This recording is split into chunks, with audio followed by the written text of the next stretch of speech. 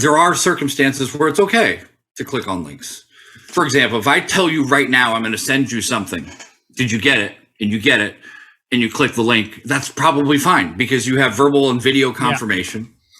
But just an email from someone saying wire something, that's a recipe for disaster. So now you have to take an additional step to say every vendor that you work with needs to have a password challenge combination or some sort of protocol that says only video transactions will be accepted for changing of payroll information.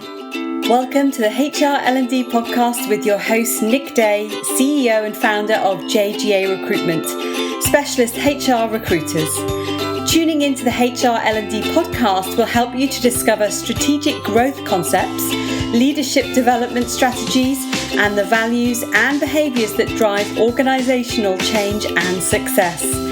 Together, let's empower our workforces, diversify our thinking, and achieve significant HR success. Hello and welcome back to the HR L&D podcast. Today I'm joined by a fascinating, exciting, and very entertaining guest, Bryan Seely. Now, Bryan is someone who has advised the White House and is the only hacker and speaker to have successfully wiretapped the United States Secret Service and the FBI. Later that same year, my guest also de-anonymized the highly valued mobile app Secret, which put him on the front page of Wired.com, CNNMoney, CNET Forbes, and the Washington Post, all on the same day. I mean, seriously, I am so excited. Bryan is a world-famous security keynote speaker, ethical hacker, author, former US Marine, and he's joining us today to talk about the importance of cyber security. Now, in the UK, with 81% of UK SMEs confirming they'd suffered a data breach or cyber attack, with a considerable 2 in 5, that's 37%, admitting they'd suffered multiple breaches, I was compelled to contact Bryan to invite him onto today's show because I think payroll and HR in particular are departments that are extremely vulnerable. And I want to find out exactly why and what we can do to protect ourselves a little bit better during the course of this episode. Now, Bryan's joining us from Seattle. Welcome, Bryan, to the show. How are you feeling? Great. Thanks for having me. Fantastic. Well, just to give the listeners a bit of context into some of the, before we get into the deep detail of the cyber type of questions, Bryan, do you mind just giving them a little bit of background to your story beyond what I've just mentioned there to give them some insight into your, I guess, what's led you here today? I grew up in Tokyo. My parents worked over there. And I left high school, 2000, joined the Marine Corps, and have been in IT since about that time, 2002, 2004, 5, 6, around there. And I got divorced and got clean and sober around 2013, which is when I started really focusing more efforts on work and career and just trying to find ambition to play more than video games. And figured out I was kind of good at this. In some aspects, maybe not in the decision-making process, because I wouldn't recommend wiretapping any federal agencies. They hate that. Tell us a little about the wiretappings. I wasn't making that up in the introduction. For those listening who've still not quite had that sink in yet, you did wiretap the Secret Service and the FBI, right? Yeah, that was a terrible idea. So it was a Google Maps or mapping engines, these different companies that have business listings. So it's like a yellow pages book, white pages, some sort of business directory. Now it's digital and there's a dynamic ranking system. So everyone has trying to make a play for the top ranking spots. Well, if you can manipulate those results, you can make all the money in every category, especially businesses that are customer service oriented, so they travel to you, mobile locksmiths, sure. Those are the heavily exploited ones, pool cleaners, that kind of thing. Home service, business service related. So in order to demonstrate the problem, I tried making funny listings and sort of making the problem worse in a funny way. And that didn't really do the job. And so then I took it to a serious note and built duplicates of the Secret Service and the FBI here in the United States.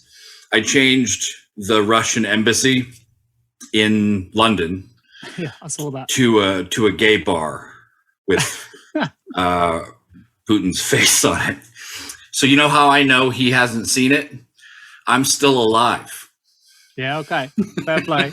Although I think you were close to being landed in jail, right, for the work that you did do. But despite getting away with that. I think the Secret Service actually hailed you a hero and praised your courage and integrity as a result.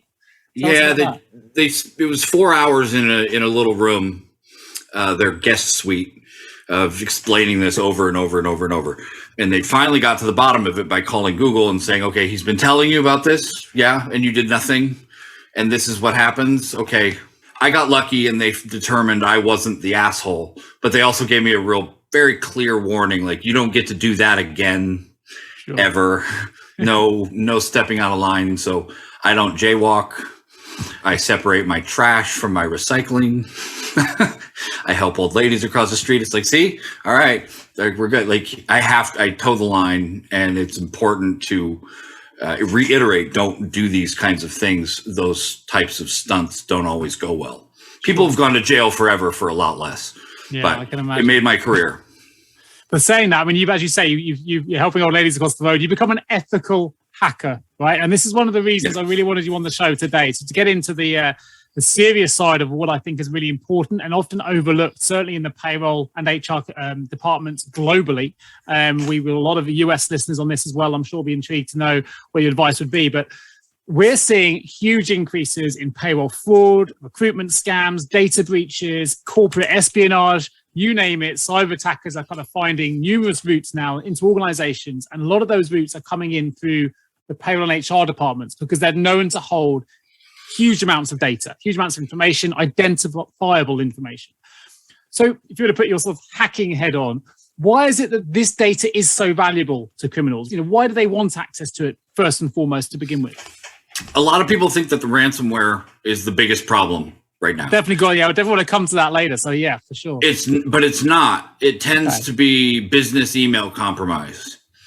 So if I can break in to your Office 365 environment or convince someone to click a link, and it really, if you have 500 people in your company and I send out 50,000 phishing messages with different types and things, someone's going to click the link. Someone's going to make that mistake.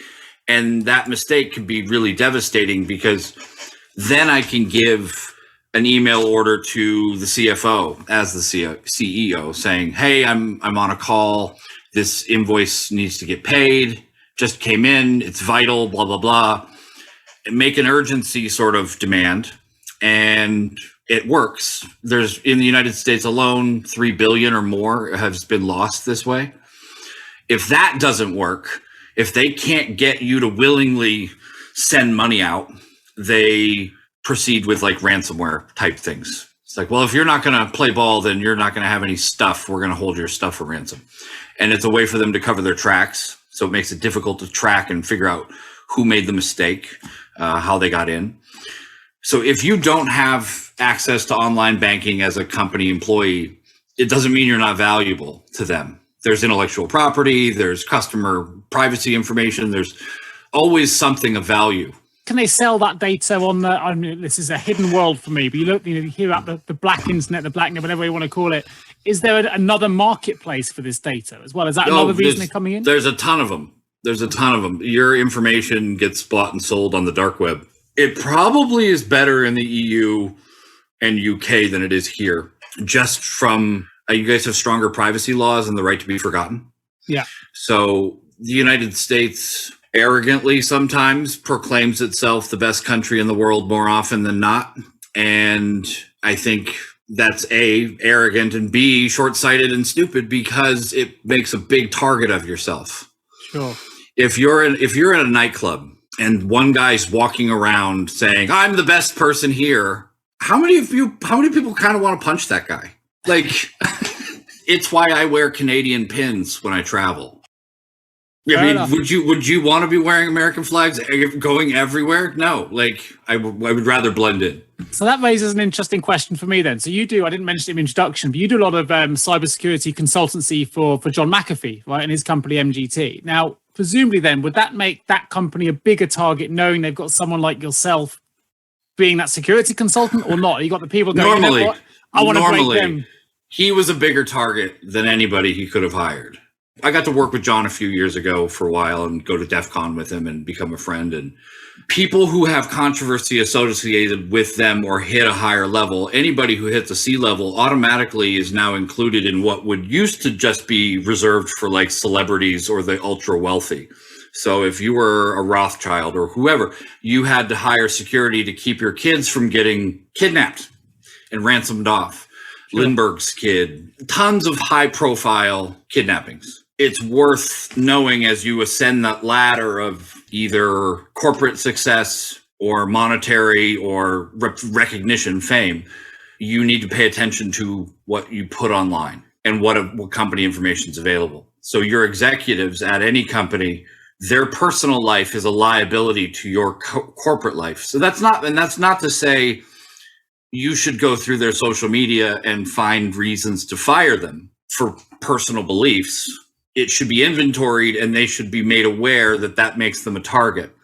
So for example, if I wanted to phish you, I would probably start with a Fender guitar giveaway. Yeah, okay. Or a defect in certain versions of Stratocasters, or something that I know that you have on your wall. Or rare guitar with certain color scheme now is being recalled and the value skyrocketed for a certain version of red and black guitar. You might have that. Oh, I wonder how I knew. Oh, yeah. Like it becomes this game of how can I get this person to care about what I'm sending them? So if I send 1 million iCloud, your account's been hacked, click your iCloud account here. Half the people getting it don't even have iCloud, so they just ignore it. But the ones who have it, now we've got a problem. So you can send out these really large blanket nets to try and catch victims. But if you have a specific target in mind, the best pen testers, some of the people I work with and have had the opportunity to work with, they don't fail often. If you set a time limit, maybe. It's 100% success over a given period of time.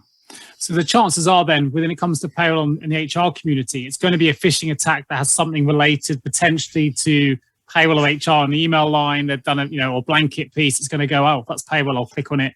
Do you guys have do you guys use Glassdoor in the UK? Yeah. Sexual harassment allegations for company name. Yeah, sure. C-level charged with child pornography possession or harassment at certain company. Do you have a comment? The curiosity overtakes, doesn't it? Well, life is about reacting to problems appropriately. But most of the time in real life, what you see is what you get. So you react appropriately and you get something online. It can easily be something else and masquerading as something that you think you want. That's where the trick comes in. So you have to change all of your patterns and all of your habits to not click on these links. There are circumstances where it's okay to click on links. For example, if I tell you right now, I'm going to send you something, did you get it? And you get it, and you click the link, that's probably fine because you have verbal and video confirmation. Yeah. But just an email from someone saying wire something, that's a recipe for disaster. So now you have to take an additional step to say every vendor that you work with needs to have a password challenge combination or some sort of protocol that says only video transactions will be accepted for changing of payroll information. I see. Or no email regarding wire transfers or money transfers whatsoever. That way, you know, if someone does send one, it's a scam. Sure. So when the CFO wants to make a change, he hops on a Zoom with the right person, and that might slow things down a little bit, but most companies have like a 30-day, we're going to wait and pay you later policy anyways. It's never urgent. Like most vendors, they try to wait as long as possible to pay. One thing that's interesting when it comes to payroll and HR departments in particular is they're not just handlers of data in terms of employee data, in terms of addresses, names. They also have access to bank account details. They are distributing huge sums of money, often to multiple accounts, often cross-border as well. So with those kind of departments so vulnerable to attack, what additional recommendations would you make to an HR leader or a payroll leader listening to this now going, I need to make sure that's secure because we're paying out millions of pounds potentially every month. That's vulnerable. What are the standard things you would expect or you would suggest that they put in place to protect themselves from attacks? Proper network segmentation so that if something happens to a receptionist, let's say, or someone in engineering, and there's ransomware of some kind. The ransomware traditionally is smart, but not smart enough to hack dynamically on its own. It will go where it has permissions to go, and generally that's the same level of permissions that the person who installed it or accidentally installed it does. So how much damage can each person in your company do if they became a zombie? Sure. And they're going to go eat all their coworkers, unless they come in, they hit a locked door and they can't get the key card thing to work, because zombies are terrible with keys. They mismanage with keys, I guess. So they can't go into that other door. They're not going to eat all those coworkers. That's segmentation of a physical boundary. Yeah, that makes total sense. Network boundaries have physical controls to segment stuff. You're familiar with like a firewall, or a router. A router, all that does is it is a gateway or a door between physical networks, that's like boundaries. And it doesn't necessarily maintain the same shape as the rooms or the building, but loosely, it's based on cabling. So if there's checkpoints that data can't get through with certain rules, accounting should be segmented to only people in accounting, and only people at accounting's highest level have the highest permissions. It's difficult because it takes a lot of granular setup for most systems for people to do all this. And it's not everyone's favorite thing to do. It's like doing your taxes. It's like, I'm going to do that never if I could. But potentially, if you put it in place, it's going to save you a lot of hassle. And then having those policies of using Slack instead of email, and having video calls and Zoom and those types of collaboration things. Some protocol assuming that people are going to hack your email. Assume that they're going to, because people make mistakes. People try to eliminate all the possible inboxes, all their email. They want to have it read so that they don't feel like they're being pressured. And eventually you just give up or come up with better rules, or you just start over with a new email address. But idea being, you can't just plow through stuff making these really fast decisions, because your critical thinking goes out the window. Sure. I mean, interestingly, in only April this year, right? So a few months ago, Arup warned all staff to check their bank accounts because their payroll provider, Symmetrix, was a victim of a ransomware attack. And you talked about ransomware earlier. Mimecast, I looked at some of their data before this podcast, and they said that 61% of all companies have suffered a ransomware attack in the last year. And in terms of email security, which you mentioned, more than 40% of businesses still fall short in one or more critical areas, with 13% not using email security in any way, shape, or form whatsoever. So how concerned should we be by these statistics, particularly in relation to ransomware? Because for me, who hasn't been subject to this yet, it's kind of something I've always associated with the movies. You know, like, I've seen it happen in there, and it's a big movie thing, and then you've got someone to come into it. But actually, it's happening much more than I ever realized before the research. If those statistics were rape statistics, no one would leave the house. Yeah. 61% have suffered a rape. Like, I wouldn't go outside. It's horrifying. If 61% of people who had corona died, everyone would have worn a mask and everyone would have stayed home and nobody would have risked it. But people don't have their backups properly implemented, where there's an offline daily backup solution that they can recover quickly without that mitigates all the ransomware problem. Okay. Is if your network is completely segmented, it limits how it's going to be able to spread and how much influence it's going to have. It'll get a couple systems. Those should be disposable anyways. If you have backups of your accounting and payroll and Active Directory or whatever the core functionality is on a regular, often basis, even to the point of rigging some sort of automation to where the hard drive has a cable and then you push a CD drive to push the cable out to like automatically disconnect it when it's done. I don't care how you do it, but you need something that's not plugged in, that has your stuff safe. I mean, there's a million different sort of best practice items available on the internet. People just stop doing it because it takes a lot of time to validate backups, and we're always short-staffed because cybersecurity isn't a money maker; it's a money pit. But it's not like owning a boat where you're just like dumping money into this boat that eventually you regret and give up. It keeps you being a company. Most companies never recover from this. I think it's people don't spend the money because they think, well, I don't want to spend money on something that may never happen. But as 61%, but apparently has happened, and quite realistically, a lot of our listeners are probably going to suffer some kind of ransomware attack. How many of those same people have insurance of any kind? Yeah. This is the thing that makes insurance unnecessary, essentially. But for the people that don't want to believe, because they're just, I don't want to learn anything new. I can't, new information. No, I'm done. I'm stuck. I'm sticking with my current iPhone, and I'm not going to get any farther. I'm done learning new stuff. No more new music. Everything is stupid. Like, I'm set in my ways. Good luck. You're not playing by the rules that everyone else has to play by if you want to live here on Earth doing the things you're doing. By all means, you have a business that doesn't have an internet presence. Good luck. Have you ever asked yourself, how can any recruiter understand my HR recruitment challenges? Please don't give up on your hiring challenges just yet. Here at JGA HR Recruitment, we appreciate the difficulties associated with attracting, recruiting, and retaining top human resources talent. We also understand just how costly a poor hire can be. JGA HR Recruitment would like to partner with you to help you overcome your hiring challenges. Contact us today on 01727 800 377 or visit jgarecruitment.com to find out more. So to put the listeners then inside the mind of a potential hacker or cyber criminal, what are they doing now? What are they thinking when they decide to, I don't know, pick a potential target, be it HR or payroll related department? How does that process work? How would you go about it? It's interesting because the first thing you think about is go for the biggest companies. It depends what you're trying to get out of it, right? So if I want notoriety, I'd go for the bigger companies. I'd probably go for those protected by the likes of McAfee or I don't know, the Sebersky or someone like that, because I want to make a name for myself as a hacker. Or I want to do somewhere where has the least amount of security, where I can get the greatest financial return. So probably one of the two, depending on my hacking psychology.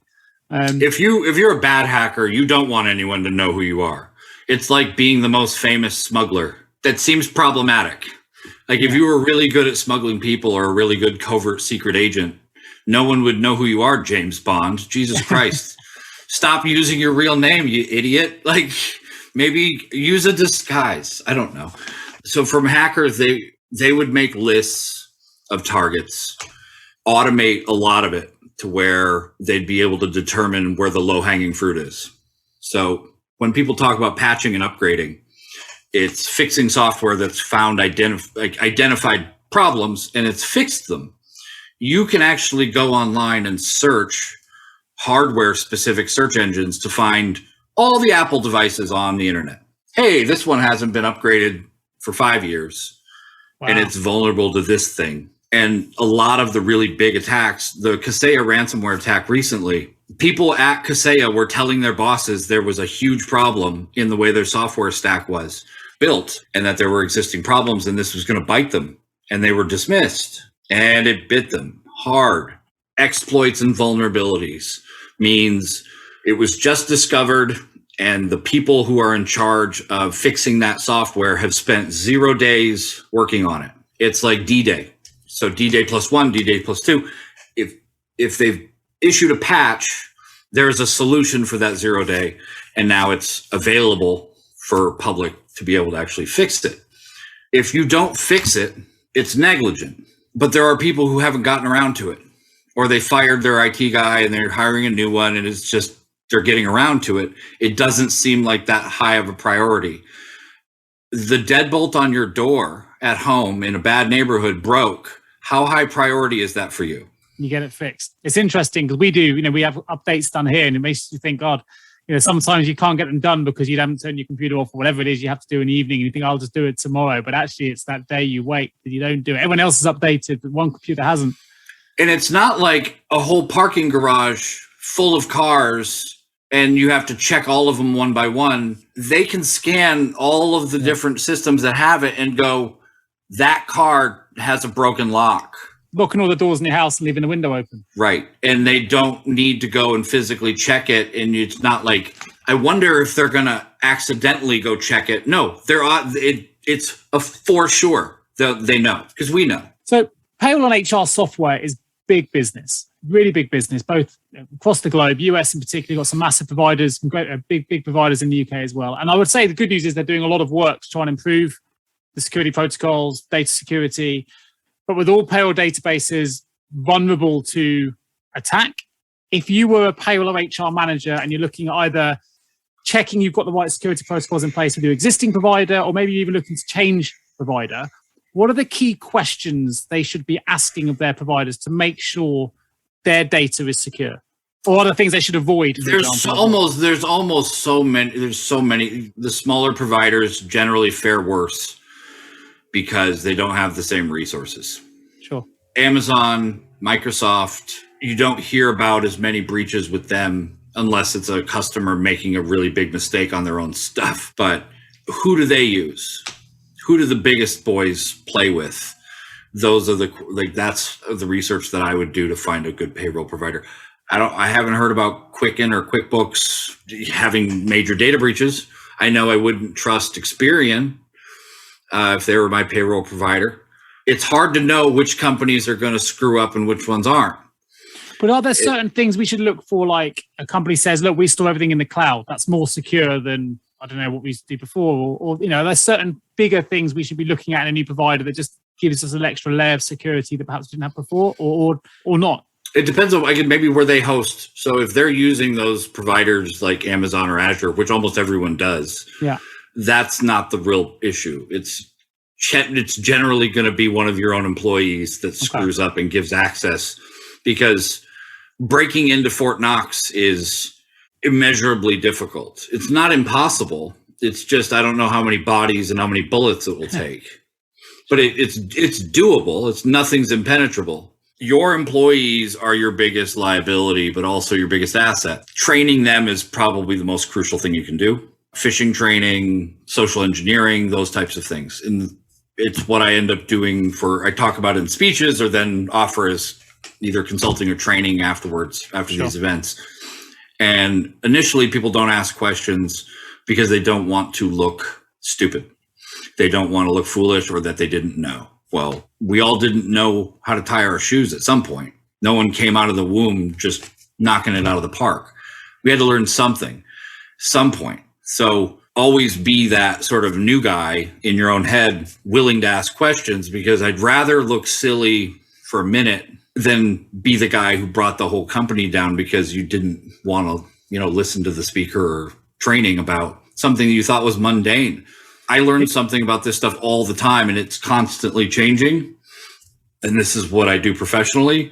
People who don't do it professionally are cocky. It's like kids who think that they're going to be fine without a helmet, and then they're just getting on their bike and going full speed. You're going to get hurt. Interestingly, you mentioned earlier about the interception piece right at the start of the podcast, where, suddenly this urgent bank transfer needs to go through. One of our employees got such an email from myself regarding Amazon cards and went straight out thinking it was urgent and bought £500 worth of Amazon vouchers, texted all the codes through, and then lo and behold realized that it was never from me. My email, my signature, everything on the email, but never from me. So it's happened. We're one of those statistics of someone that's has been subject to it. And certainly phishing, which you talked about a lot, it seems like that's the major problem. But it's definitely increasing exponentially here in the UK. The chief executive of Her Majesty's Revenue and Customs, Jim Harrer, he confirmed that even in his position at HMRC, he's been on the receiving end of not just the phishing attempts by email, but also by phone call. The calls coming in, you have a tax rebate or whatever it is, dial this number or do something else. It's coming at all angles now. And all the logic goes out the window.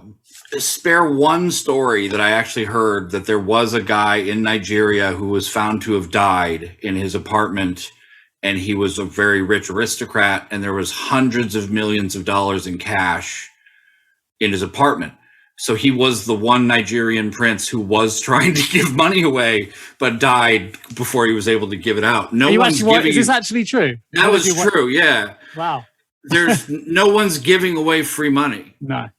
There's no bribe that you need to send. It happens to older people a lot. Every day I hear something new from a close, like one contact away. Like, oh, my dad, my mom, my aunt, my uncle, they're sending money. They won some lottery in the UK. And they're like, you've never been to the UK or submitted. How would you have won the United Kingdom lottery? That's not even a thing. But they get blinded by the greed.